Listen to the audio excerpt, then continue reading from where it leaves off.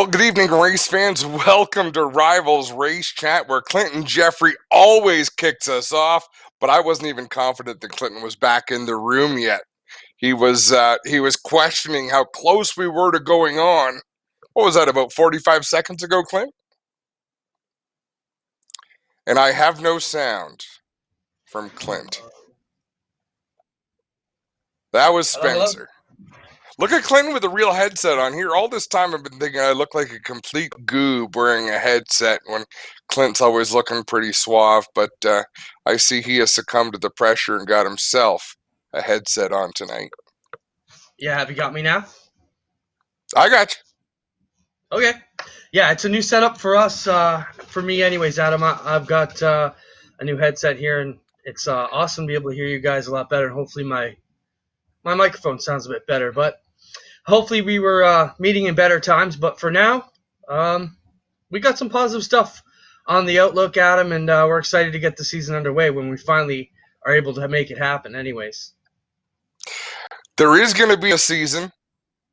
We just don't know exactly when that's going to be. But people, keep doing your thing, practicing social distancing, and we will try to bring us together in a social environment the best we can every Tuesday night.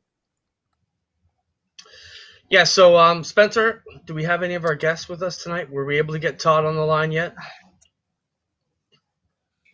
Yeah, we've got both of them, Clint. All right, well, let's bring in our guests. We've got two of our co-workers, I guess you can say, or gentlemen that we're fortunate enough to share the NASCAR on TSN broadcast with. Dave Bradley is there with us in the middle, and we're also going to have Todd Lewis join us as well. Now, you guys have kind of come to the forefront. Obviously, Todd's always out there with his broadcast, but Dave, for those visitors of us and viewers who don't maybe know what you're all about, other than the NASCAR stuff, you do some racing on your own. You're also a reporter, and it was an article you wrote last week that basically told us we could be inside for a little bit longer. That I was actually reading it following the story here in Ontario, and I said, Adam, man, when I looked at the byline, I'm like, we got to have Dave on the show. So, Dave, that's why you're here, to basically talk about what you're hearing in your day job and about how long this could possibly last for us. Welcome, Todd, as well. We've got Todd on to talk about things like Indy being postponed, but it's just great that you guys will join us here with our viewers tonight. So, Dave, maybe you can take us back to the article from last week. Just give us a quick synopsis, and I'm sure you got a lot of feedback about that one in particular. Oh yeah, for sure. And it came out of a chat. The premier chatted with our sister station in Ottawa. I work for CFRB, or News Talk 1010 here in Toronto, and he had mentioned that he was looking at June, maybe July, as a possible sort of flattening of the curve end date at this point. But he said, I hope it's earlier than that. I hope everybody, practicing their social distancing. I hope that works and we speed it up a little bit. But from what he was hearing, it was June or July. And yeah, I posted it, and I think I put the headline, reality check. Your summer is pretty much blown. So fingers crossed that everything works the way it's supposed to, and the social distancing works, and we can get back to a racetrack sooner rather than later, because I'm itching to get out there too. I mean, yeah, I work in news day to day, but on the weekends I love to tear it up on the racetrack. Now, Clint, do you see the irony that Dave Bradley just said he's itching to do anything? Like, from the looks of that beard, if summer doesn't happen this year, does that mean the beard's going to be twice as big because you don't get to shave it off? Because that's a It's a seasonal quarantine beard. thing. It is, and I So, decided to keep it going as long as the self-isolation period lasts. So it could be down. Hopefully not, but it could be long. My wife's not can happy you about can you order Grecian formula on Amazon? it. Because it would be funny It's if yours got mixed up with mine, and I wound up with a ginger beard, and you wound up with a lovely black beard. I could do I, that. I just I could get I the think it spray would be thing from comical. late at night. Those infomercials. Yeah, we could change Yeah, colors. I think that's all right. you're looking good. I know we're not a fashion show, but like that's a fabulous look, Dave. Well, thanks very much. I've put a lot of work into it. It's it I see generally that. is a winter thing. Adam says, it's a seasonal thing, but yeah, every sort of October I start Yeah. growing a beard just to keep me warm in the winter, and usually trim it off by about March. And this year I just decided to keep it going. just let it go. And you say you put a lot of work into it. If I had that, I would put a lot of leftovers in it. Like they would just live there until I needed them. Sorry, Well, Clint, that's what I I figure. My hijacked you. my beard bacteria can fight any sort of bad bacteria that are virus out in the air. So there you go. A little bit of self Perfect. protection. I just want to remind all our viewers, if you have any questions or anything you want to talk about with us or our guests here tonight, feel free to post them. We'd love to hear what you guys want to talk about. As always, Spencer, our producer, will get them up. Todd, welcome to the broadcast. I mean, it's probably been a busy week for you as well. Dave, hang around because we want your input as well, as long as you can hang out. Since you're not cuddling with your wife over the beard, you might as well stick out with the boys here for a little while longer. Um, Todd, let's talk about the big story, Indy postponing this week, Hmm. and something that we all probably thought was inevitable. But from when the biggest racing entity in the world comes out and says it's time to push things back to August, I think it's a wake up call. So tell us about what your week was like. Well, it makes sense that there was the perhaps maybe sort of chance that they could actually run the Indianapolis 500 at the end of May, but why take a chance that things will get back to normal as everyone really hopes that they will? So instead, there was a lot of people that did a lot of shuffling and a lot of work to make things happen as well as they did, because they moved the Indianapolis 500 to August the 23rd. They also moved the Grand Prix of Indianapolis, which was to run earlier in May. They've moved that to the July 4th weekend. They're going to run as a doubleheader with NASCAR at the Brickyard in Indianapolis. Now, to facilitate moving the Indianapolis 500, the race in Portland has moved back a week later in September. The race at Mid Ohio has moved forward. It's going to run a little bit earlier in August. And maybe we'll take this as a little bit of the positive to come out of all this.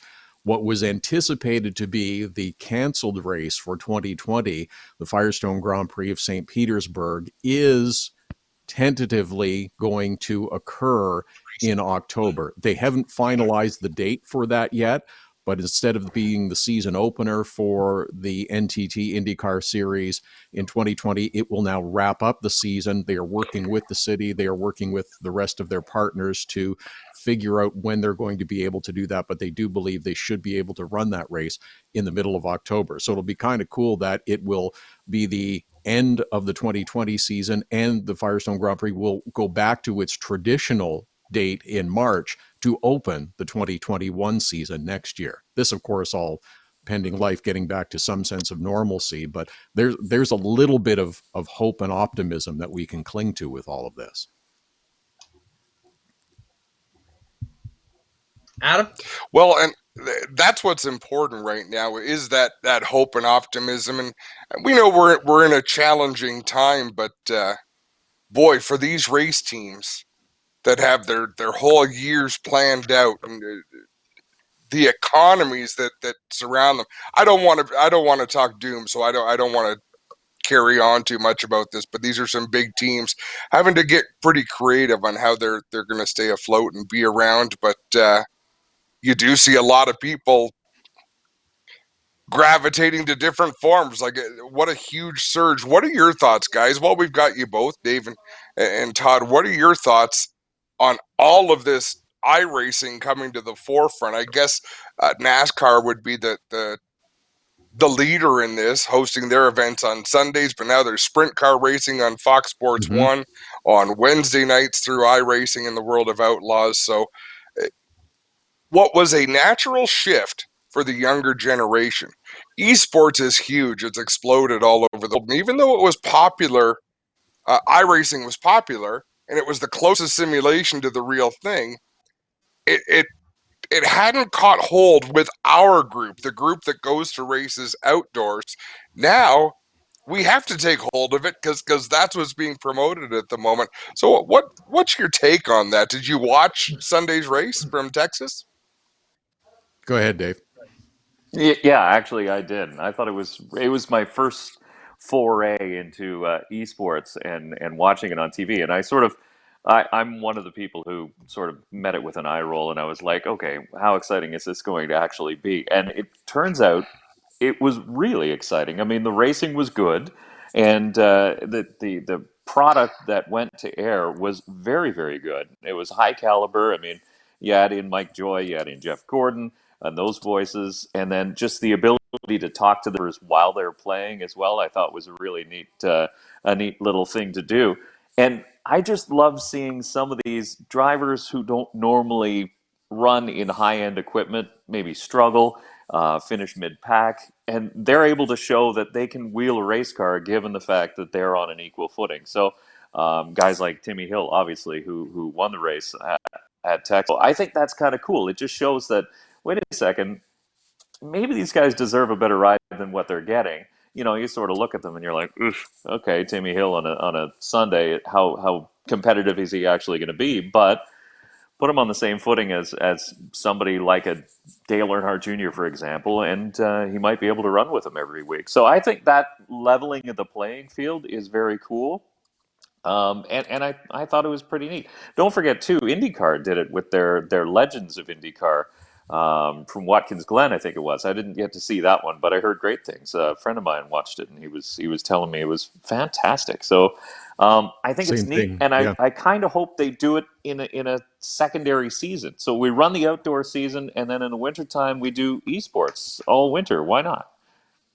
It I know presents a people who whole bunch tried of that. great opportunities. Yeah, I think it's a really cool thing that it presents a whole bunch of really cool opportunities. The IndyCar series is doing theirs as well. That they're showing on the web. They haven't moved it on to television as of yet. The feeder series for IndyCar is doing a series as well that runs on Saturdays. They're showing it on their app. They're showing it with our friends at Mav TV Canada. That's the USF 2000, Indy Pro 2000, and Indy Lights drivers who are competing against one another.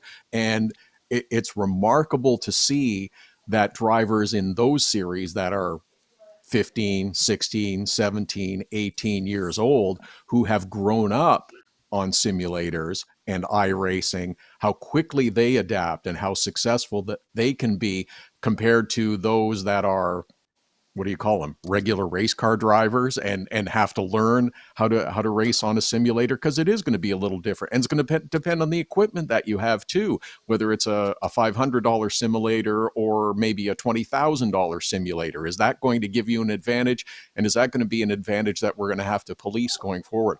But I love it. I think it's feeding a need in the community for sports and for racing. Those of us that aren't able to get out to racetracks, it's satisfying a need, it's satisfying a craving, and it's surfing is a great distraction too. And I think that's why you saw the ratings for NASCAR jump from one week to the next as significantly as they did.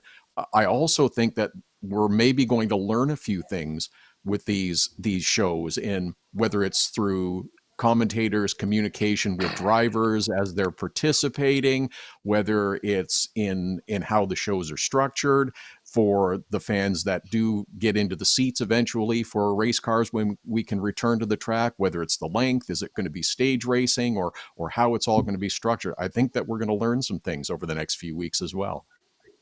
Well, I'm going to give you an example, and then I want to hear the opinion from all three of you. Watching Clint Boyer, who's one of the most joyful drivers in all of NASCAR, he's always in a good mood. But when they showed the camera on him when he had missed his pit stall again, the real frustration shows up on his face. He was legitimately angry. But the question, all four of us have the opportunity to be up close and personal with a lot of race car drivers in a lot of different situations, not just when they win, but sometimes when they're frustrated. How big a deal is it that someone like Jimmy Johnson, Kurt Busch, and Kyle Busch in particular are willing to go on national TV, to go on Fox, and be almost B-level competitors? I mean, these are world-class, world champions, the best of the best. How big a deal is that for them to put their ego aside for what's good for business and come out and play? Dave, go ahead. I think it's great. I think everybody bought into the same level, and I think that's the wonderful aspect of it as well. Now, they saw the opportunity. to promote their sponsors in a different manner. And that's exactly what they're doing. A lot of those drivers had product placement around their simulators on Sunday.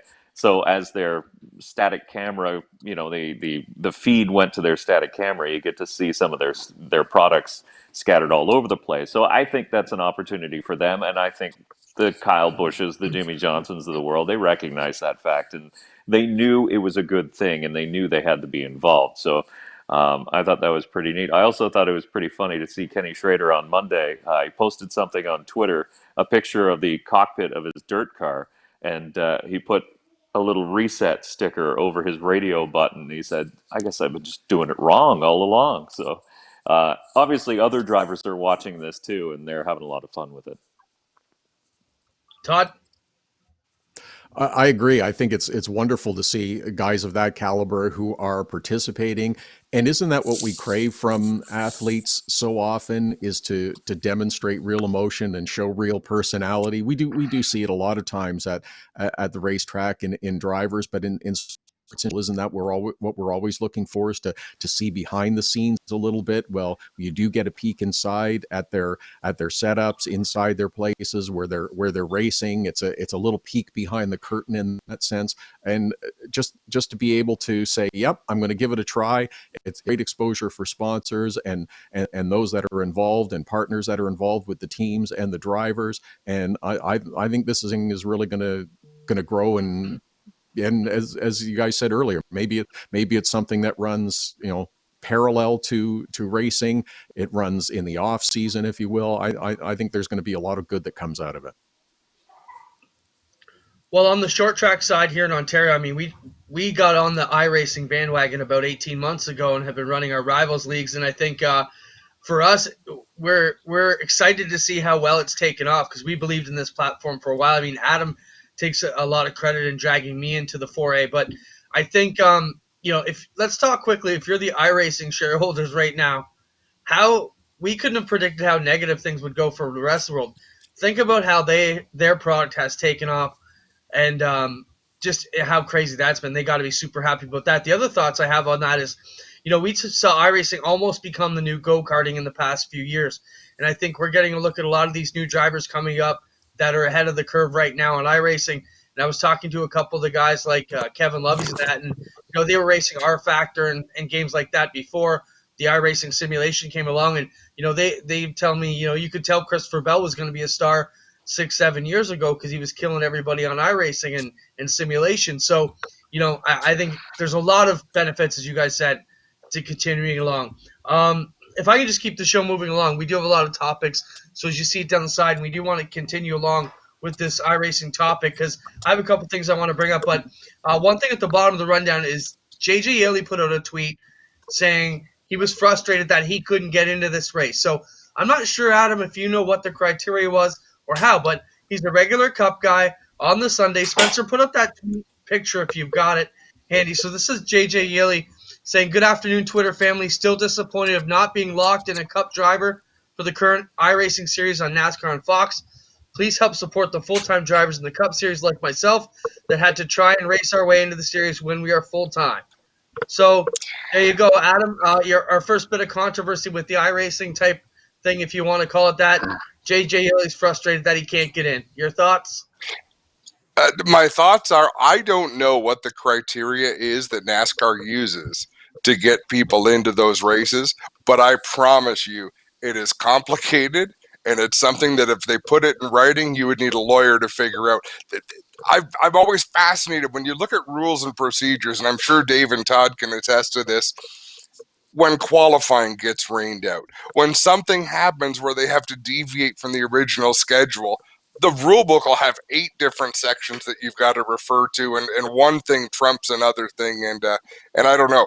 And they do those things so armchair quarterbacks like you and me, Clinton, I think can't question their judgment. But I say, let him in. Let JJ Yeley come and race. They let the Biff come and race. How can they not let JJ Yeley run?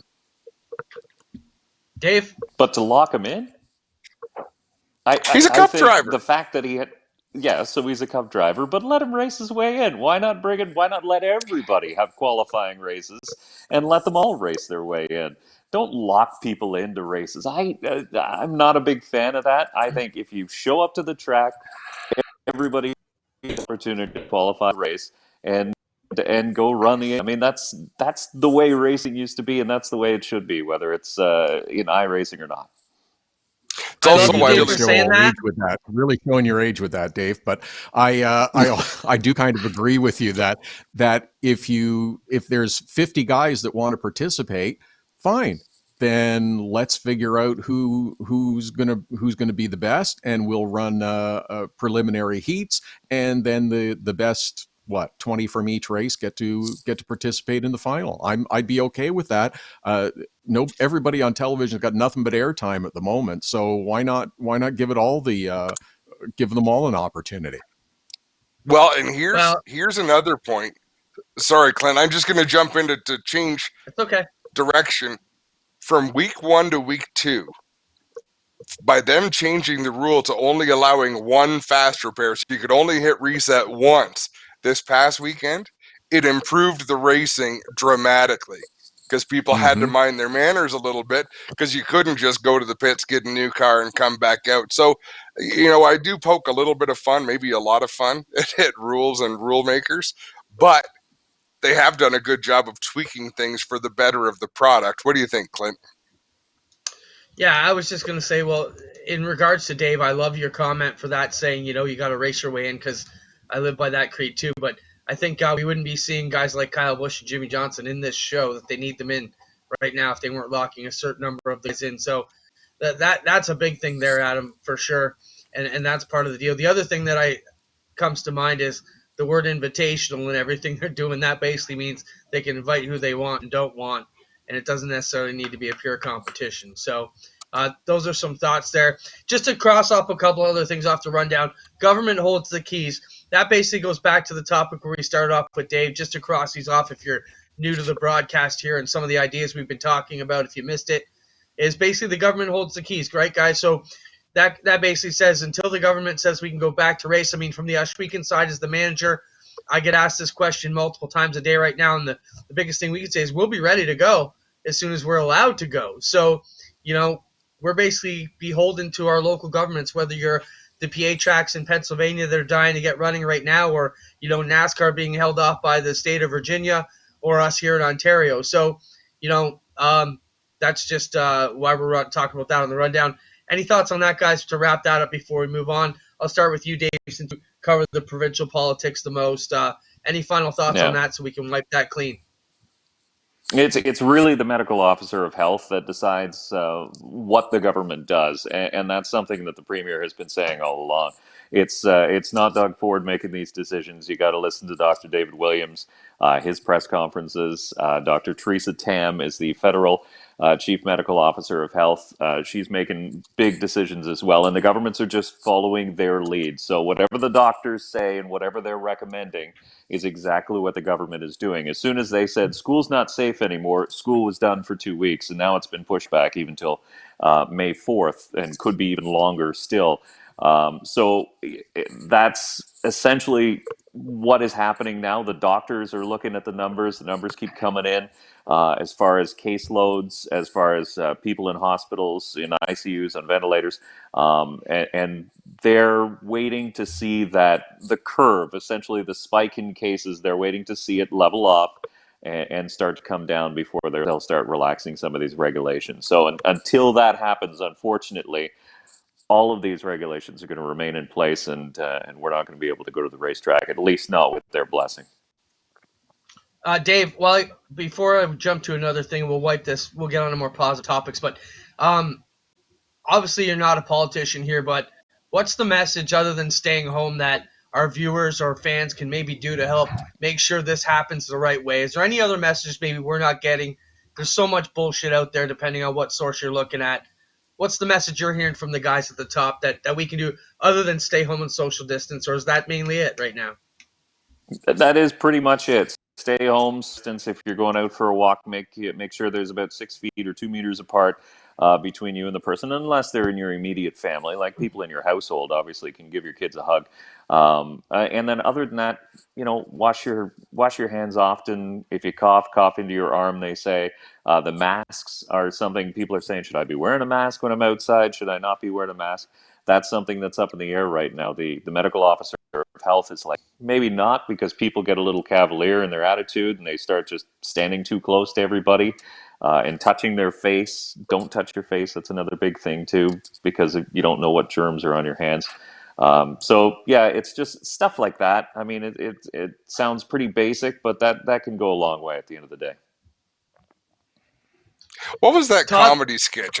I'm going back a long way, but the moral of their story was you can pick your friends and you can pick your nose, but you can't pick your friend's nose.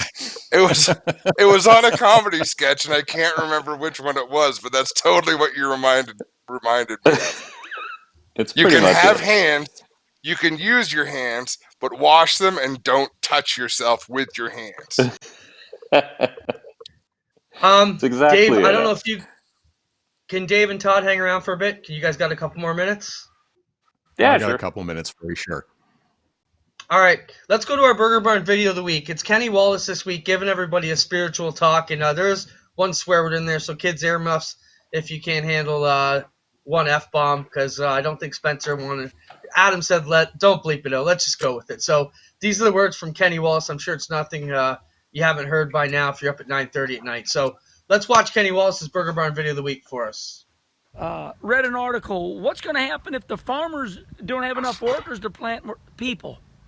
Stop it. I mean, it's like waking up every day and saying, what happens if I go to work and somebody hits me? And, I mean, it's just getting out of fucking hand. I'm very angry when I hear people seek out all the negative stuff. What we should be saying is, hey, man, when we get done with this, everything's going to kick ass. When we get done with this, I'm never going to take my freedom, for granted again.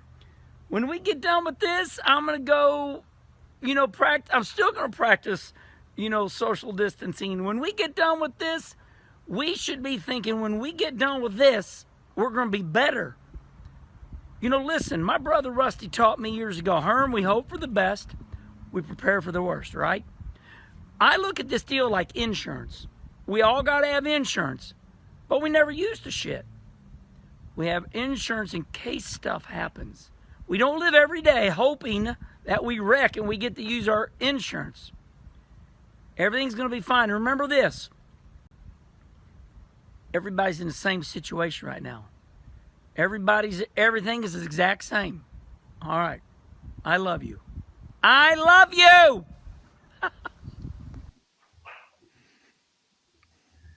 Oh, Kenny Wallace. I love Herman. I think he brings an important message, though. These guys, always great to hear. Todd, let's talk to you quickly about hockey. I mean, the other sport you follow quite thoroughly is hockey in the NHL world. What are they saying these days? But Well, before you jump into that, I just want to say that the one thing that's what I take as a manager.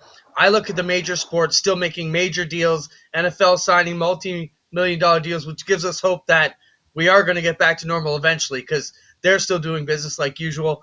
What's your thoughts on the NHL and what are you hearing from the Ice guys? well, you're right, and I like the positive part too. We will come out of this. We will come out the other side of this. It's what the new normal is going to look like at the end of it, but we will come out the other side of it, and that's the positive hope that everybody should be clinging on to. It's devastating. It's very tumultuous what's going on right now, and not knowing when it's going to end is the difficult part for everyone. It's the unknown that's causing us the biggest stressor right now. In terms of NHL or any other sport, it's everybody's on hold. The league just today extended the recommendation and order to players to self-isolate for a little longer. They want them to self-isolate until April the 15th now, and they're going day by day as well because they're waiting to hear what the doctors say and what the medical recommendations are about when it is safe or when it will be safe to start returning life to normal. I mean, we can't even gather in groups of more than 5 or 10 right now, depending on which jurisdiction you're talking about. So there's no chance that we're going to open up buildings to fill them up with spectators to have NHL games or other games or sporting events going on right now. So it's going to take a little while for that to happen. Yeah, they So for still where are exploring other opportunities, but until you know when it's going to end, it's will there be summer hockey? Yeah, it's a real possibility. Is it going to stretch into the fall and maybe they'll push back the start of next season? Yeah, that's a possibility. But until you know when you can start, it's hard to figure out what you do from the beginning of that point moving forward. so the NHL is basically just in a waiting pattern right now. They've just put everything on hiatus. They have not made an official decision on the season, right? 100%. They are, as their term is, they have pushed pause, and they are just waiting to see what happens. If the ultimate goal would be to finish the regular season and hold the playoffs and award the Stanley Cup. Is it going to be possible? No one's really sure yet, because they don't know when they're going to be able to resume getting players back together so that they can maybe have a training camp for a day or 2 or 3 and then start to play whatever games they can squeeze in to complete the season. All right. I That's Todd I Lewis can't talking believe about the NHL there. I can't believe you went NHL. I can't even mention wrestling, but you can have a 5-minute chat about hockey on a racing show. If you had Jim Ross on the show, we would talk about wrestling. Okay. We're gonna talk about wrestling anyhow right now, Clinton Jeffrey, and this isn't on our sidebar. These aren't in the topics, but to me, there are a lot of similarities between car racing and wrestling. It's much more spectacular in person than it is captured on TV. But wrestling has formed their industry around their big events. And nobody has done this, but as far as I know, it is still a go. WrestleMania is going to take place next Sunday night, and there is going to be no crowd. WrestleMania is going to happen in Orlando, Florida, I believe in the WWE Training Center, if I'm not mistaken. So my question to you guys is, World Wrestling Entertainment, which, it's had its peaks and valleys. It's not at the best place it's ever been in, but WrestleMania every year is still one of the flagship events throughout the course of a year. Can they pull this off? I want your opinions. Can this entity pull off that type of live event with no crowd to react to what's going on? Can it be done?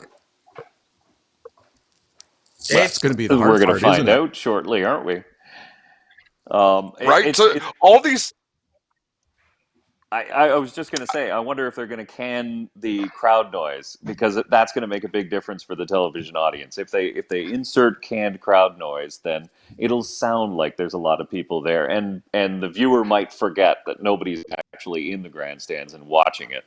So, I think do that, then I think you can suspend disbelief and be like, yeah, it's a packed stadium and it's going to be awesome, and it's a regular WrestleMania.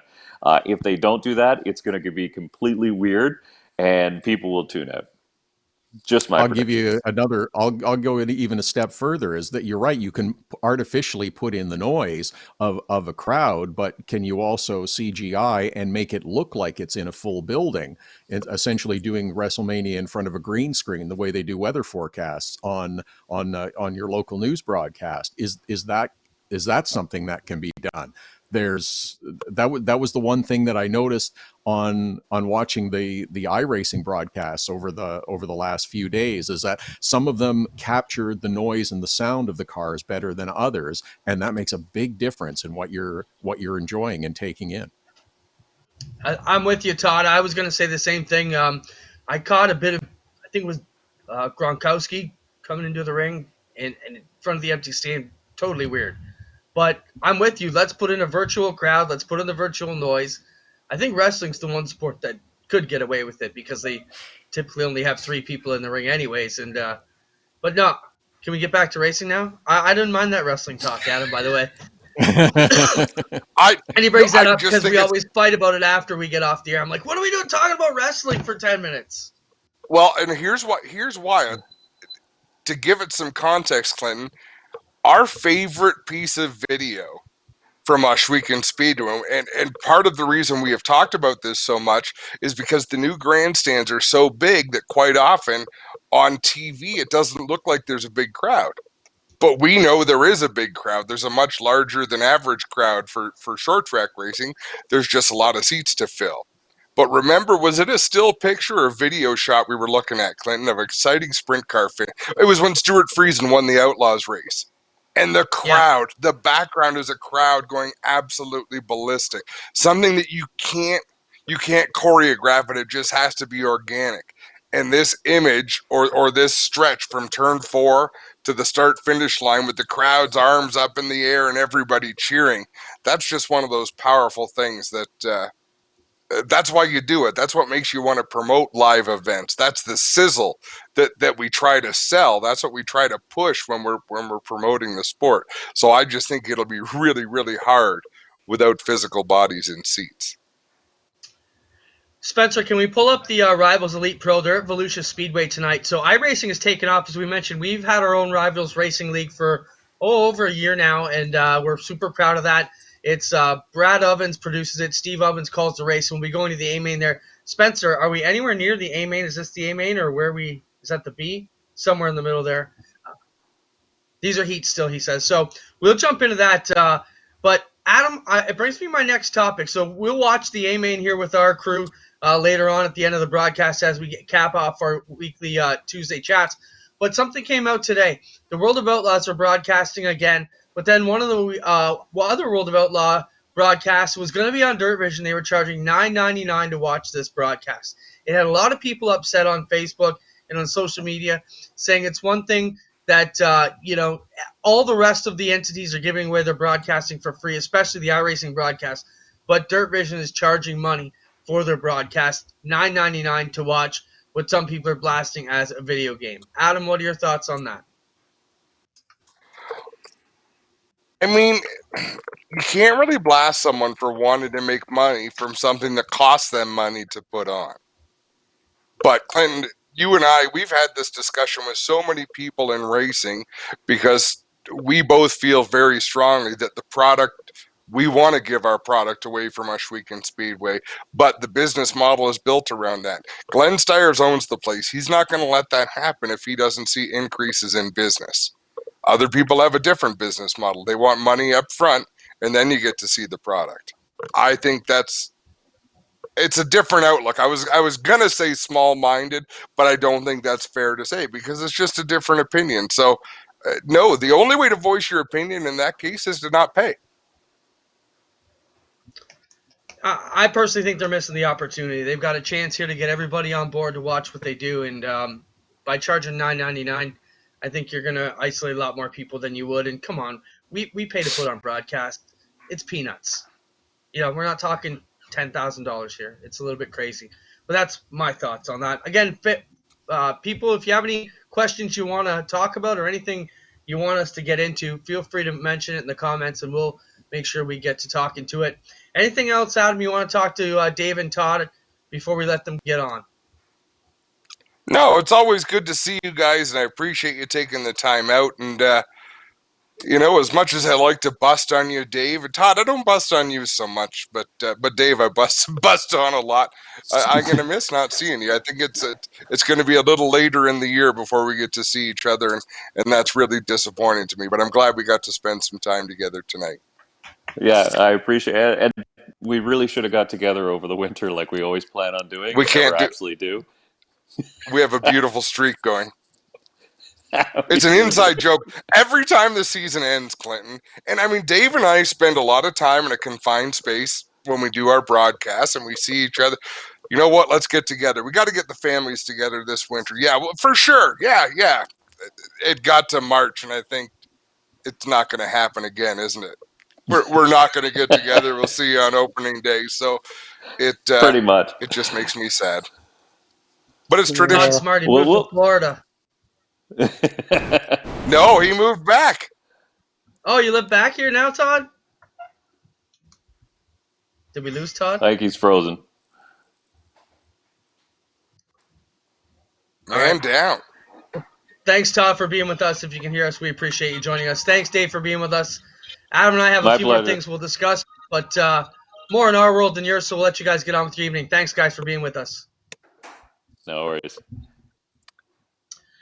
Adam, quickly, let's in our downtime, let's let people know how they get involved with Rivals Racing Leagues if they're interested in getting involved in iRacing. How about a little PSA from you on how someone can get involved, where they should start, how they can get into it? Well, Clint, there's a lot of fun things coming up. So keep your eye on the Ashwegan Speedway Facebook page. Keep your eye on the Rivals Racing League Facebook page. Keep your eye on the G-Force TV Facebook page. We're going to try to keep people updated, but there are a lot of things coming up that I'm pretty excited about that you might want to try. We'll keep you posted. Yeah, as far as our broadcasting schedule here on Facebook and GeForce TV, you're going to see us continue to bring you as much live program as we can, which has been our mandate for the last couple of years to build up live programming each and every day. So, for example, tonight we're here on Rivals Race Chat with the Rivals Racing League. Tomorrow, Rivals Blacktop. Where are they racing tomorrow night, Adam? At Atlanta, it's going to be a lot of fun. The track really falls off quickly, and it's going to be a real challenge. So, I mean, lap times slow down by about a second and a half a lap after 10, 12 laps or so. So, there are going to be a lot of people pedaling, trying to keep control of their race cars. It'll be a lot of fun. And it's the I first just race want of the chase. 16 to. drivers are in the chase. It'll get whittled down to 12. Yours truly made it, buddy. I'm in the chase for the championship. Nice. Well, one more week, you'll stay alive, anyways. Um, moving on. Let's talk about that though, Adam. I mean, well, I wasn't sure what to think about the Rivals Blacktop series, but I mean, myself, even Steven Ovens, who calls the racing, said that some of my most favorite stuff to watch all week. If you haven't given it a shot, regardless of whether you know the racers or not, it is an entertaining product that gets out there. So check it out. Come out and watch some race tomorrow at Atlanta. It's been great to watch all you guys races. The finishes have been badass. I mean, the last couple of cautions every week are an amazing, wild finish. It's exactly what you want in your racing, and nobody gets hurt. There are some wild crashes at the end, but it's a great show. So check out Rivals Blacktop. Thursday, we have Adam's Mindwell session, and that's going to kick off at 7 o'clock on both networks, Facebook. And, well, I don't know. You didn't do it on GeForce or YouTube, but I really would like to see you do that. We'll have that talk off. It'll be on Facebook anyways now, and Adam's put it out Yeah, there, Facebook page. Adam out there. Super Adam, but that's Adam right. out there. We'll have links. You'll And find we it. got If you some found good us tonight, guests. you'll find that. Yeah, exactly. Got some good guests coming on. Jason, if you're still watching, check your personal messages. We're gonna maybe try something out here, but it probably won't work, so that's okay. But if you are still listening, check that out. And folks, it's not too late to go iRacing. Go on Amazon, get yourself a pretty cheap steering wheel. Well, there's not really a cheap steering wheel and pedals, but it's not too late Cost to effective. try. We're gonna be stuck social distancing for a little while longer, so it's not too late to give it a try and come out and play with us. We got some events coming up that I think people are going to find awfully fun. And I've got a comment. Geez, where did I see the comment? It was from Mike Pendergrass who has been digging the replays of last year's action at the Big O. Of course, we run them every Friday night. You're going to see this Friday, things are going to be a little bit different. We're going to do a little bit of live stuff to go along with the replays. We really want to focus on enhancing the entertainment product. And folks, it is so very important to us to keep in touch with you guys. Our racing family is important to us. We already don't see enough of each other. We only get to hang out between May and September and little spots in between in the off season. So it is really important to us that we get together. So this Friday, you might want to tune in a little bit earlier to the Friday night broadcast. Yeah, so this Friday we'll be on with Greg, myself, and you before the live stream to have a bit of a chat and just talk about upcoming events. And then we have a lot of programming, as we mentioned, Adam. You got your Mindwell session Thursday night, 7:30. We're going to go live and with our replay from last year, again, as we've done every Friday. We've got watch-alongs planned too, which we'll be rolling out at the start of next week, possibly as early as Sunday or Monday, where we're going to bring some of the stars from Ashwegan Speedway sit them down, have them rewatch a watch party here, and comment live on what was going on in their heads as they're going through those races. So we're excited about that series of programming coming up. We've also been gearing up. It's 25th year at Oshweekend Speedway this year, and we have got a ton of old videos. I'm talking VHS stuff from 20 plus years ago that we're going to be converting over. So watch for some retro vision from Oshweekend coming up. And Adam, I got to tell you, the track, it just changes so much from year to year. And when you watch these videos from 20 years ago, you're going to shit your pants. It's amazing to see some of these guys Well, and to relive some of our history. It's going to be awesome. I do expect some changes because I noticed things about the track that had me scratching my head. I was sure was different from the way it was 20 years ago. So I'm looking forward to seeing some of that footage. Now, Spencer, do we have another guest on the line? Nope. All right. It was worth trying. Okay. Yes, Clinton, you were going to be surprised too, but not really. Race teams. We just want to mention sponsor shoutouts is on the rundown. Feel free to mention your sponsor and what their product is and what their service is if they're open right now. I mean, we'll get back to everybody when they get open, but if you have a sponsor that's still open for business, feel free to post it in the comments. Let's all try and support the ones who support us in going fast as now is there in a time of need. So feel free to post your sponsors' contact information. We want to mention a few of our sponsors, especially this week. Of course, there's checkpoints on 6 Nations right now as they try to stop the spread of COVID-19. And so someone like Jason Hill at the Burger Barn, if you're in 6 Nations watching this, make sure you take some takeout from the Burger Barn this week. They're feeling the pressure of a lot of lost outside income from the community. So make sure you give them a shot. Of course, our friends at Jibs Action Sports, jibsactionsports.com. They have all kinds of great outdoor activities and stuff to get your kids going. So especially while we're self-isolating, give that a look. And even if you need something for the kids to do, man, send them on the website. Me as a kid who liked BMX bikes and skateboard as a kid, there's tons of stuff on that website to keep you entertained, just browsing and window shopping. So check out Jibs. Of course, we've also got our friends at Station Bingo. They're suffering a bit right now. They're on a total shutdown. So we'll be calling everybody to get back out there and play once we get rolling again. And, Brian's Auction, same type of thing. Check out their website, briansfarm.com, and we'll let you know as soon as their auctions are back up and rolling. So we appreciate everybody supporting our people, and we've got a whole bunch of cool stuff going on. Talk about Timmy Hill, Adam. We are close to landing Timmy Hill. We've been on that trail before he won last Sunday, so that was pretty cool that we were close to landing an interview with him here on the show. Yeah, He's doing very that well. ship sailed. Oh yeah, no dice. No, I think before he won, we had a chance to get him. Spoke with his car owner, Carl Long, and Carl was going to pass along the information. Said we could expect to hear from Timmy, but I think he's a bit of a cult hero these days. I'm sure he's pretty busy. And I'm happy for the kid. Good for him to get up there. It was a beautifully executed bump and run. I had a personal message a little bit earlier that suggested, no, that was a dirty move. No, that was beautiful racing. A driver who was close to us, you dealt with him when he was the Pinty Series champion. Alex LeBay had a good day on Sunday as well, Adam.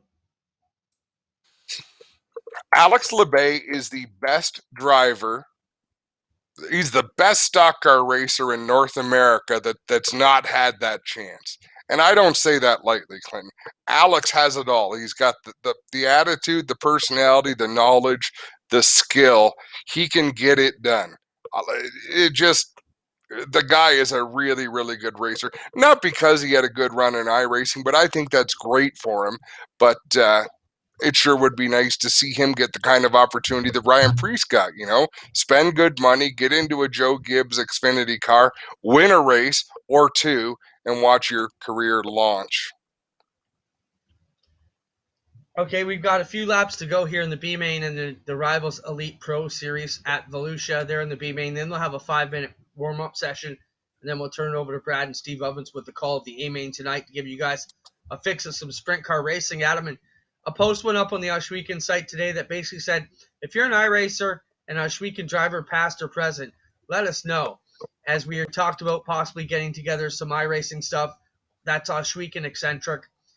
We've seen it happen at Land of Legends last week. We have been talking about it for a couple weeks, so we're about to put that plan in motion. But let's just talk about getting everybody together for some races. A list of names that came out. So when it got posted today, I wrote down some names that I saw that responded to the post that said they'd be ready. And am I okay to keep talking about this, or should we? Oh, yeah. I mean, it's no secret. We're going to do something. We've been talking about it for ages, and we put the word out. And I would say that the response was almost exactly what we thought it was going to be. So here's the list of names that I gathered up before we went on the air quickly, just from responding to that. So Jesse Costa, Jim Hoopinen, Kevin Loveys, pace car driver Rick Scott, Johnny Miller, Steve Goldner, Cole McDonald, Aaron Rowitsky, Shane Pierce, other drivers who didn't respond yet that we know are also up to speed: Chris Steele, Ryan Beagle, Dylan Westbrook, Aaron Turkey, Sam Haferteep Jr. called us this week to find out how he could get involved. So the list of Ashweekan associated drivers who are interested in putting something together is growing like crazy. So if you're an Ashweekan driver and you're on the iRacing platform, whether you're a mega experienced driver like someone like Ryan Beagle who races multiple times a week, or you're brand new to the platform and just trying to get your feet wet, we're going to have a program that's suitable for both ends of the spectrum. And we definitely want to get you out there participating with us on the iRacing platform. So make sure you respond to those. Watch for more posts to come down the line. And race fans, let us know what you'd like to see in the upcoming broadcast. If there's anything we can do to up your entertainment value, things you'd like to see that you're not seeing right now, if you have any ideas on how we can keep things rolling along, we'd love to hear them. Adam, your thoughts on the list of drivers that came out so far? We're just scratching the surface. I can think off the top of my head of so many top-notch racers, and I'm sure there's more that I haven't even thought about that are going to come out and get involved. And our main focus, Clint, is building something that'll be fun for everybody. Fun to watch, fun to participate in, get people together and have some conversations, and just stay together during a tough time. Yeah, I think the big message that we've been fighting about behind the scenes in our brainstorming sessions has been we have these iRacing leagues. We have the GeForce Racing leagues for all kinds of people to get involved. I don't think just another racing league isn't. We want to do something that'd be special and something that an Ashweekan fan who's not getting the fix right now can tune into Facebook and enjoy. So that's what we're putting our thinking caps on to try and put together. So we're excited about that. Stay tuned. We have got our whole creative team involved, and we're excited to get rolling.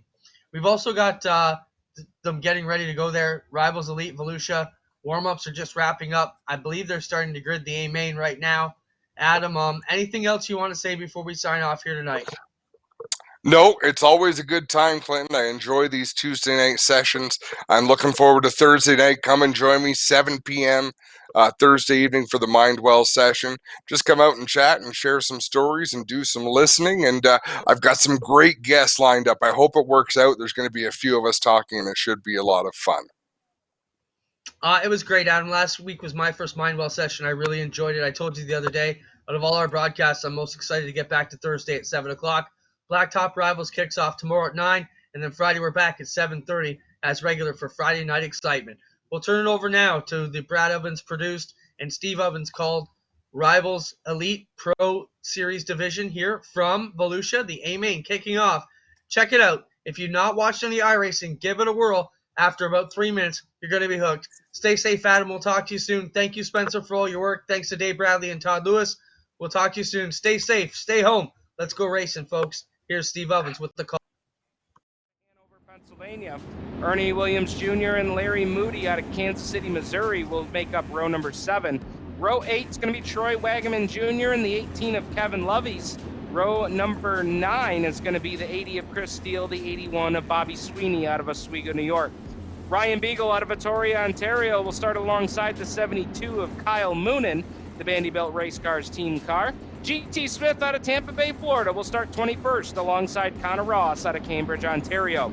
And your final row tonight out of Mount Holly Springs, Pennsylvania, it's car number 95, that's Dakota Kuhn, and Brendan Lacey out of Bixby, Oklahoma, your 24th and final starter.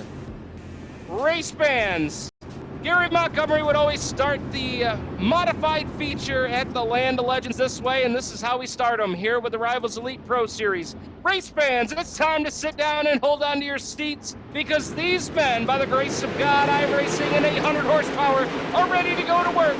The Rivalz Elite Pro Series from Volusia is green.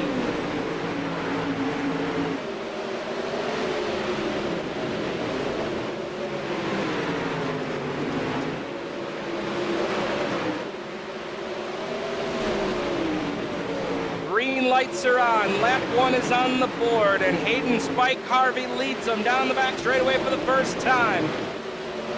Justin Stolz right there in position number 2. Stolz looked like he may have blinked out there for just a second as they worked off into turn number 3. Stolz with a big slider in turn 2. Tries to take the race lead, but Harvey turns back underneath him.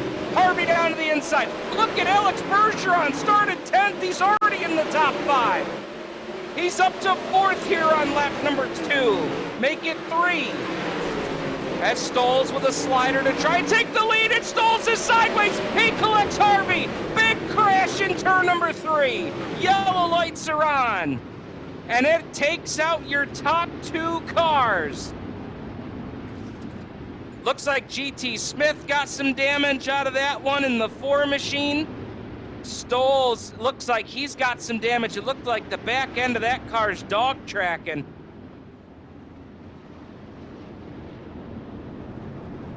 Oh, and Stolz, I'm not sure if he was trying to go after Bergeron there or what. But Stolz has got a broken race car. And he is going to make the hard left-hand turn down the pit lane. Brad Oven's going to work on a replay here for us.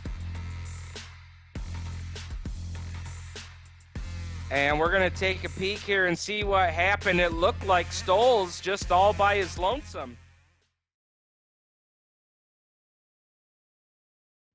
I'm not sure if maybe something happened between him and Bergeron earlier in the race, or maybe that was just my eyes were playing tricks on me.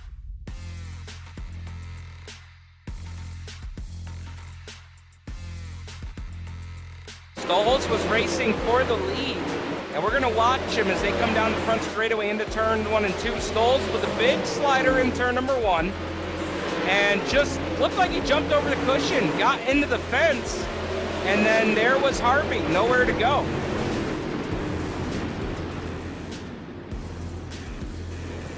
So, yeah, Stolz just jumped the cushion there in turn 2. Got into the fence, collected Harvey, which was a tough break there for Harvey.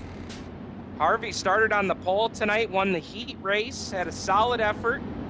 4th fastest in the group, and now Harvey's going to have to restart in position number 14. So Steven Goldner and Alex Bergeron going to make up your front row as we get ready to come back to green. Green lights are back on. And let's see what Bergeron does here. Trying to take advantage here of Steven Goldner here on the restart, and he is going to ride right around the outside lip. But Goldner got the better run off turn 2, and now here comes Bergeron. Tucks underneath Goldner off turn number 4. New race leader, it's Alex Bergeron. Here on lap number 8. But look at Goldner trying to sneak back around the outside off of turn 2, but Bergeron with the bite off turn 2. Yellow lights are back on. Caution is out here.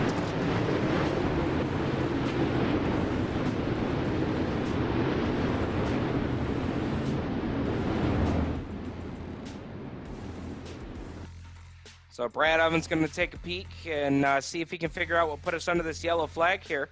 Our second yellow flag of the night coming out on lap number 9.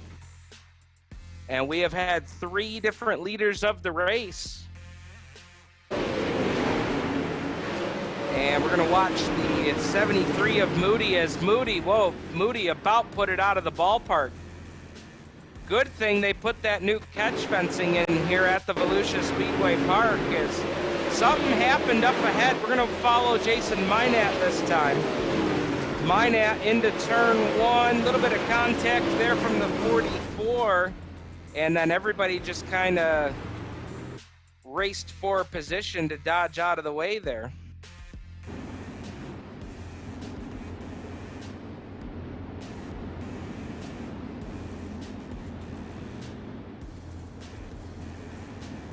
So 10 laps on the board, getting ready to come down to put lap number 11.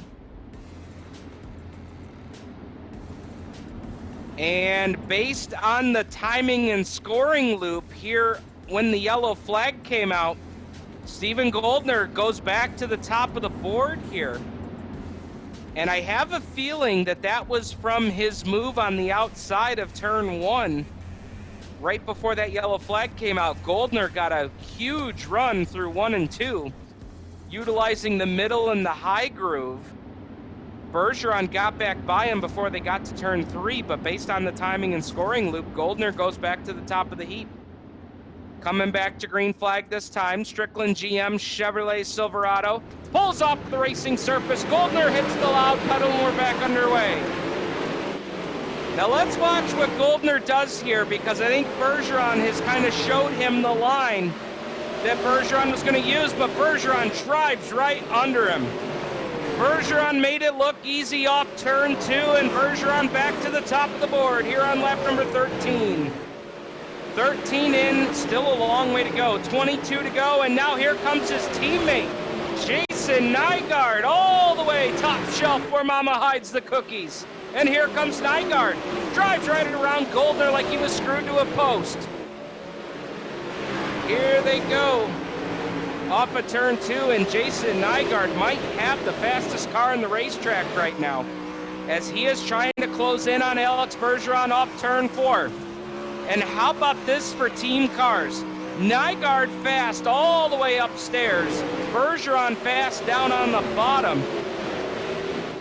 And they are absolutely dominating this feature race right now. Cody Hartlaub up into position number 3 as they cross the line. So Hartlaub with a good car. He started 12th. He's currently up to 3rd. And he is looking for more down the back straightaway for the driver out of Hanover, Pennsylvania. Meanwhile, Ernie Williams Jr. has driven all the way from the C main into the top 5. That's a good story to cover right there, Brett. Oh, look out, he got to the fence. Got to gather it back in. Brandon Schultz took a peek underneath him off turn 2. Couldn't make it happen.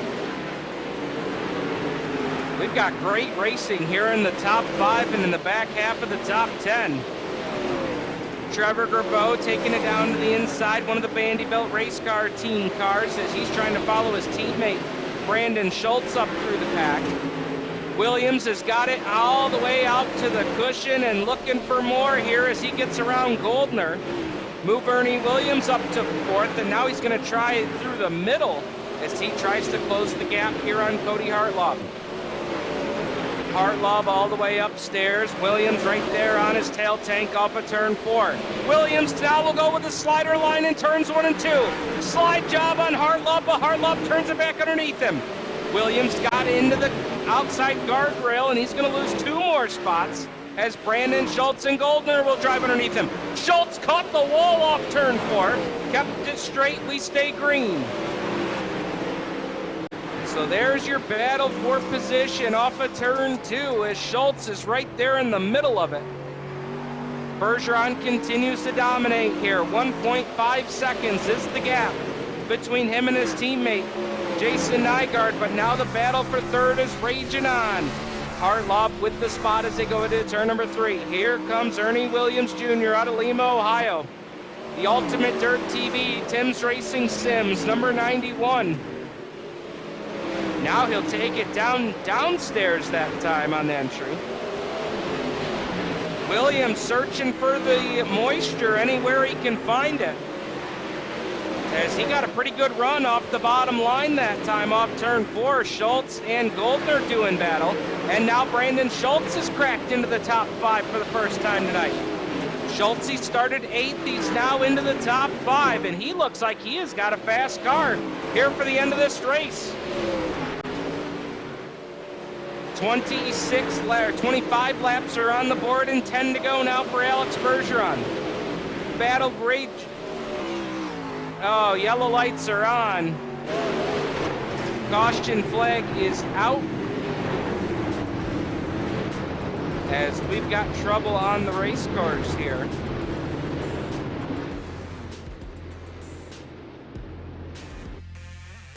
And Brad Ovens is going to try and get a peek at it here, as we'll try and figure out what put us under the yellow here with 9 to go. a long green flag run there that time, as we went from about lap 12 or 13 all the way to 26.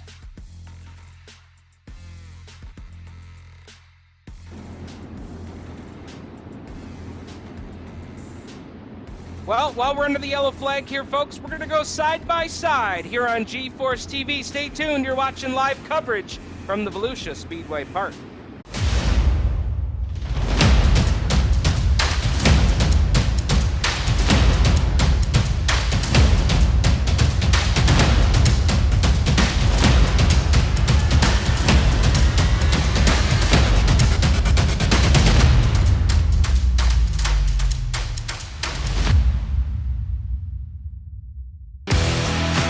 Introducing G-Force TV.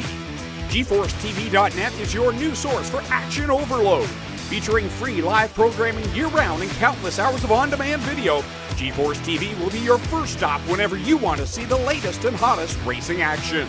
See live Friday Night Excitement weekly from Washougal Speedway, and watch the stars of tomorrow make a name for themselves during Thursday night's live microsprint racing. G-Force TV is also the new home for Rivalz Race Chat.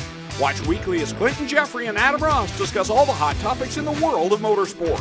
For iRacing fans, G-Force TV has you covered with hours of live broadcasting from Rivalz and G-Force TV racing leagues. G-Force TV promises to deliver motorsports, esports, and action sports you want to see, along with talk shows and vlogs to keep you connected to the lifestyle you love. Visit GeForceTV.net today to subscribe for free.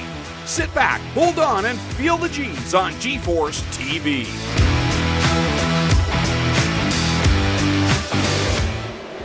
Back to green here at Volusia. We got a big wreck here at the start-finish line, Brad. That was toward the back of the pack there. One car got upside down as they came across the line to put us at 5 to go. They'll now cross the line with 4 to go. And we'll have to see, but that might set us up for a green-white checkered finish. It was a double file restart, coming back to the green with 6 to go. And we'll take a peek and see what happened here.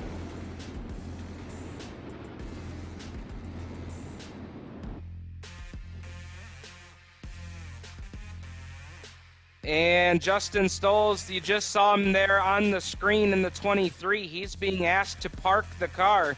That's his second caused yellow flag from what we're hearing from the race director over the driver's radio. So he is going to be done for the night. Stolz was running in position number 13 at the time.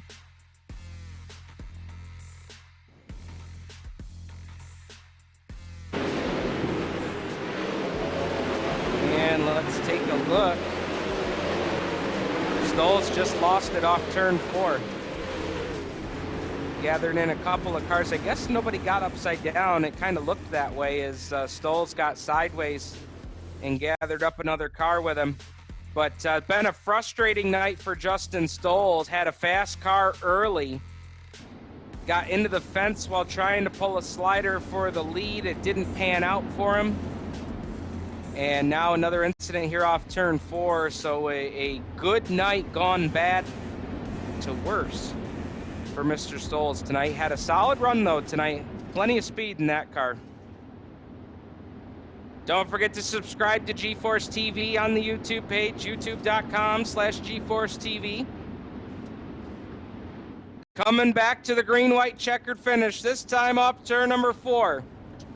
Team ABR cars 1 and 2 as they come back to green.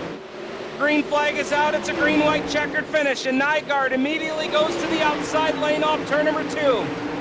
But Bergeron's been so good on the bottom here tonight.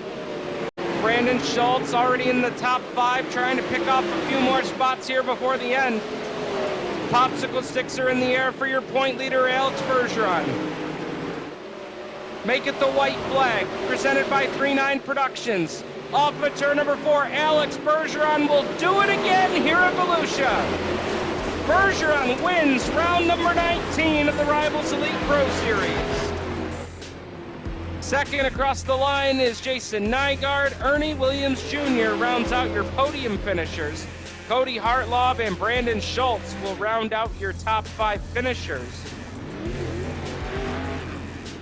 And it looks like tonight's hard charger is the 91 of Ernie Williams Jr. plus 10 spots here tonight, 13th to 3rd. We also had a driver go 16th to 6th. That was Kevin Lovey's. But Ernie Williams Jr. brings it home on the podium. And let's go ahead and send it right down trackside. We're going to get a word here from your top 3 cars. We're going to start it off with Ernie Williams Jr. We'll bring him in here to the broadcast booth. And Ernie Williams, man, great job tonight. Plus 10 to go from 13th to 3rd and get a big podium finish here at Volusia. Yeah, it started off bad. I got, I think, Troy Wagaman in my heat race and put me in the C-main. I had to run the alphabet soup. All in all, starting from the back there at 3rd place, I figured I wouldn't make it too much further than that with Bergeron and Nygaard here. Been nice to have a few more laps against them. You know, maybe I could have got that bottom working, but it is what it is. We'll have to take another 3rd like normal, I guess. Well, it's been there's been a few races here this season where we've watched you drive through the pack in the C main, the B main, and then all the way through the A main. Another effort like that here tonight. What is it? You know, when you start this race in 13th place, you know, where is your mindset at when the green flag drops for 35 laps here at Volusia? It's just I'm an aggressive driver, so I'm always going to tend to lean that way. So I'm going to pass as many cars as I can. I'm going to go where they're not, and I'm going to try to get to the front. I mean, that's the only way I know how to drive. You know what I mean? Sometimes I fence it, sometimes I don't, but that's just my style. I want to get up to the front, and I want to get there as fast as I can. I mean, I'm cautious to an extent, so, you know, as long as I don't get into too many people, and I'm used to driving on the slick, so it kind of just works for me sometimes. You know, the cushion went away a little bit here and 4 down here, and it kind of threw me off my line a little bit. And just didn't have nothing for him tonight. Well, a great effort tonight. Again, plus 10 spots, our hard charger of the night. Tell us about the folks that helped make it happen for you, Ernie. Absolutely. Give a shout out to the Black Diamond Motorsports team back at the shop. Do a bunch of help getting me dialed in and getting me running good laps. Congratulations to Alex and Nygaard. They did a hell of a job tonight. Tim Nichols with Tim's Dirt Track Simulators. You guys see him around. No, we ain't getting no racing, but he'll be out to the tracks here soon. Make sure you stop in and see him. Ultimate Dirt TV, Turf 5 Media, you guys for doing it. I can't wait to go back and watch it. And hopefully we'll see you next week for the finale. All right, man. Sounds good. Great run tonight. Yep, thanks, man. All right, there's Ernie Williams Jr. finishing in 3rd spot here tonight. Now we're going to bring in your driver that comes home in position number 2, Jason Nygaard. And Jason, congratulations, man. A solid effort here for 2nd tonight. Thank you, man. It started out as a solid night, and the momentum just kept carrying. Well, it certainly did. It looked like that outside lane was really treating you well tonight. It was until about 10 to go. The high side it got worn out, and I just tried to hang on for 2nd. Trying to run that outside line. How sketchy was it out there on the top? I mean, it looked like you guys were right up against the wall. Very, very, very sketchy. If you got even in 3 and 4, if you got above that cushion, that car was not going to come back. What more did you need tonight to try and contest with your teammate there for the lead? Probably more speed in my car, but that's a driver issue. Well, man, it was a good effort for you. You started 7th tonight. You didn't start, you know, in the top 5 by any means. Drove your way up there using that outside line. And I know it's a 2nd place effort tonight, but you certainly made it interesting for the fans. Great job. Thank you. Tell us about some of the folks that helped make it happen for you on that 22 machine. Well, I got to thank my teammate Alex at ABR and all he does for me. CSI Shocks, the Pit Logic app, Wicked Cushion, Dirt Armada, Next Gen Fab, and you guys for broadcasting. Great job tonight, Jason. Thank you. All right, it's Jason Nygaard finishing in position number 2 here tonight. And now let's bring in your winner tonight. Alex Bergeron wins round number 19 of the Rivalz Elite Pro Series. And Alex, man, what a hell of a night for Team ABR. 1-2 finish. Doesn't get any better than that. Absolutely not. It was a nice race overall. We started deep a little bit there, and we were able to make our way through the field and finish first here. The bottom lane treated you well tonight. You started in position number 10, but boy, it didn't take you long to get to the front. No, it was literally like the Volusia World Championship race 2 weeks ago. So I'd say a week ago, but yeah, it was very similar. Run the middle line in 1 and 2, get to the bottom, and run all the way down the bottom in 3 and 4, and a lot of fun tonight. The top was still fast there. Jason was running very good up top, and at one point, the bottom came very, very fast, but it's still a good race overall, and I'm sure the fans liked it. You see that Jason gets up to second, and they have the relative box where you can see how close he is and whatnot. But when your teammate, who has got quick stuff, gets up to second, does you as a Pro Series level driver probably doesn't get affected by that too much. But does any of that play into your mind at all when you see Jason get up to second and he's running way upstairs? No, I mean we're racing for wins here and night in, night out, and I know he's gonna do good. He's very good and he's getting better and better every time. So, very proud of him for what he does and how much he improves over a year now. So, I think he ran the top very good, and you can't do better than that. You run a perfect race, and we finished 1-2 here tonight. So can't ask for more. Did the bottom go away at all toward the end there? I mean, it looked like it was fast for you for sure, but did you notice any changes as we got toward the late part of the race? No, it really didn't change at all for me. A little bit at the beginning of the race, towards the mid race, but then it kind of stabilized itself, and I think it's because not many people run the bottom, and it kind of stayed in, and I'm sure that's why. Yeah, no, I don't think there was a lot of people at all running down there, and that's for good reason. It certainly worked out for you, man. Great job here tonight. Another win here with the Rivalz Elite Pro Series, and we will look forward to crowning our series champion at Charlotte next week. Tell us about the folks that helped make it happen for you.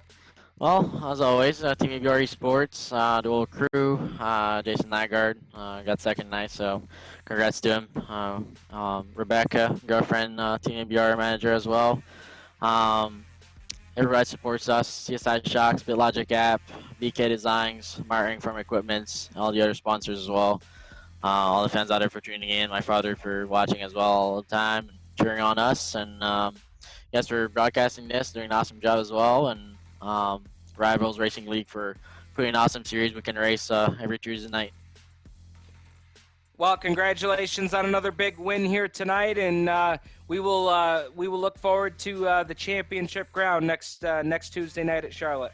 Thank you very much. All right, there's Alex Bergeron in car number 12, picks up the win here tonight at the Volusia Speedway Park. Folks, that's going to do it for us here with our coverage tonight of the Rivalz Elite Pro Series here at Volusia. We want to thank everybody for tuning in here tonight. We want to send out a shout-out congratulations to Alex Bergeron, who used the bottom lane to perfection all the way to victory lane here tonight. On behalf of Adam Ross, just totally blanked out here on Adam. I'll have to pick on him about that later. Clinton Jeffrey, our technical director, Spencer Mullen, race director, Cody Olson. On behalf of our executive producer in the 3-9 Production Studios, Brad Ovens. My name is Steve Ovens, saying thank you so much for tuning in. We will see you next Tuesday night from the dirt track at Charlotte, where we will crown a champion in the Rivalz Elite Pro Series. Congratulations once again to the winner of tonight's Rivalz Elite Pro Series at Volusia, Alex Bergeron. Good night, everybody.